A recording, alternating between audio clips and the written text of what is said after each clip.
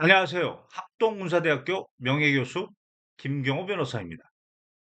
오늘 아침에 김어준 방송에 출연하기 전에 김용현 공소장에 대해서 두 가지 점에 대해서 말씀드리고자 영상을 촬영하였습니다.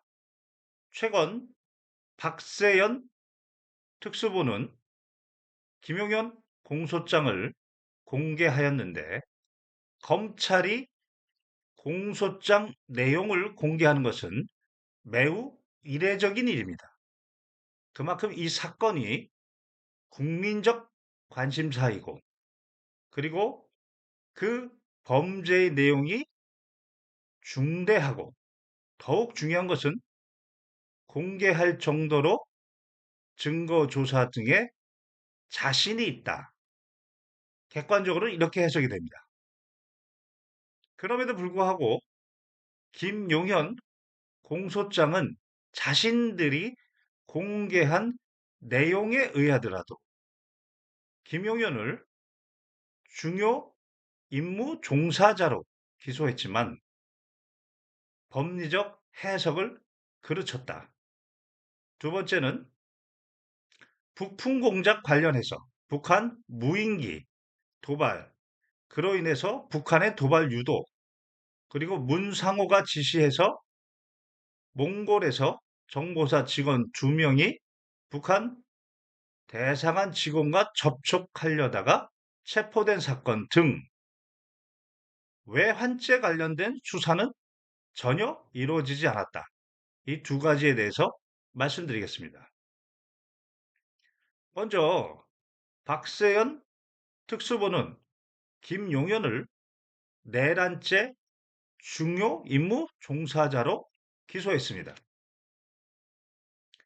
내란죄는 형법 87조에 규정되어 있고 국헌 물론 목적으로 폭동을 일으키면 성립합니다. 1호는 우두머리, 사형 무기입니다.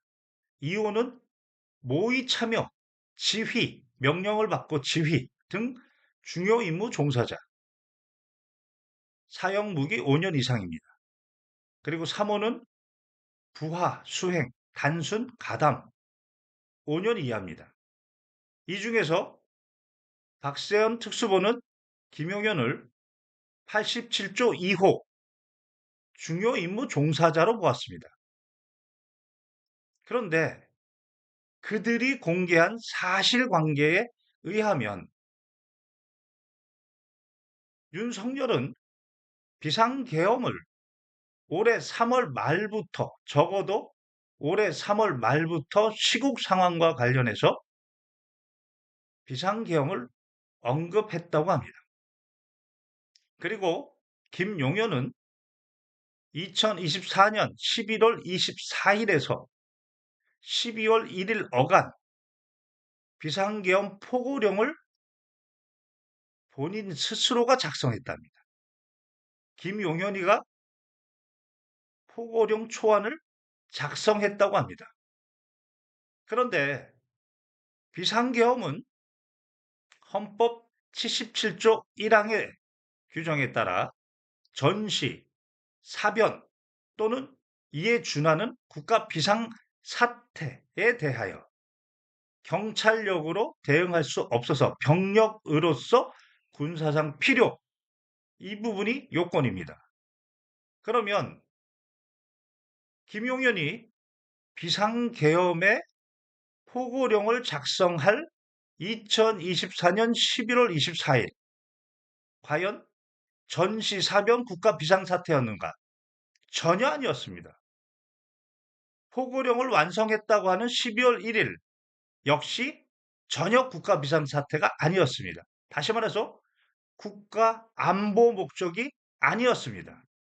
오히려 박세현 특수본이 제시한 자료에 따르면 8월 민주노총 관련돼서 윤석열은 비상계엄을 언급했다. 11월 국회의 폐악질 언급하면서 비상계엄을 언급했다. 다시 말해서 정치적 목적이었습니다. 위헌적 발상입니다. 국가 안보 목적을 위해서 최후 수단인 비상계엄을 정치적 목적으로 비상계엄을 디자인한 겁니다. 기획한 겁니다. 그걸 누가 했느냐? 김용현이가 한 겁니다. 실질적 디자이너는 바로 김용현이란 겁니다. 실질적 우두머리라는 겁니다. 그리고 이 비상계엄을 기획하는 과정에서 북풍 공작으로 처음에 시도한 것으로 보입니다. 북한의 도발을 유도해서 그래야 병력으로서 군사상 필요, 이 부분이 요건이 충족될 수 있어 보이기 때문입니다. 아무튼 김용현은 국가 안보 목적의 비상 계엄이 아니고 전혀 국가 안보와 무관한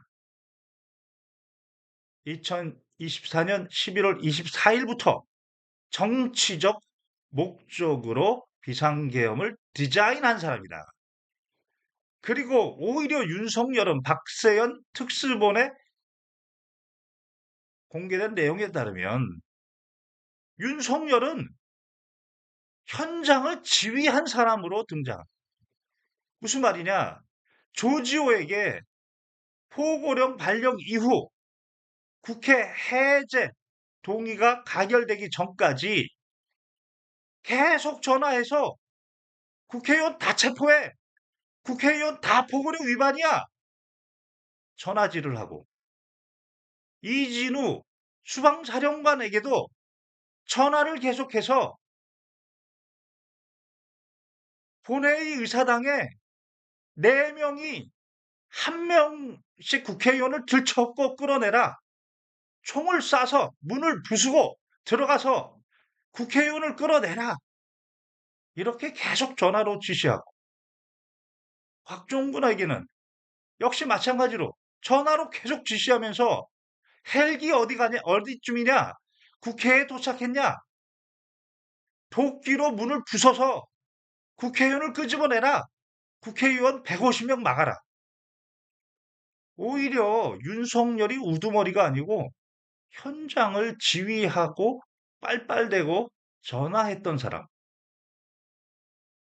그런 증거를 박세현 특수본은 제시했습니다. 따라서 김용현은 단순히 내란죄 87조 이후에 윤석열이 기획한 비상계엄을 명령을 받아 지휘한 중요 임무 종사자가 아니고 처음부터 국가 안보 목적이 아니고 정치적 목적으로 위헌 위법의 비상계엄을 기획한 실질적 우두머리 역할을 했다.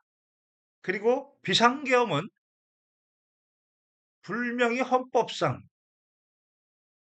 대통령의 고유 권한인데 그것을 김용현이 충암파 충암고 1년 선배 김용현이 대통령 고유 권한을 유용했다. 따라서 1호의 실질적 우두머리 공동정범으로 처벌돼야 된다. 사형 무기다.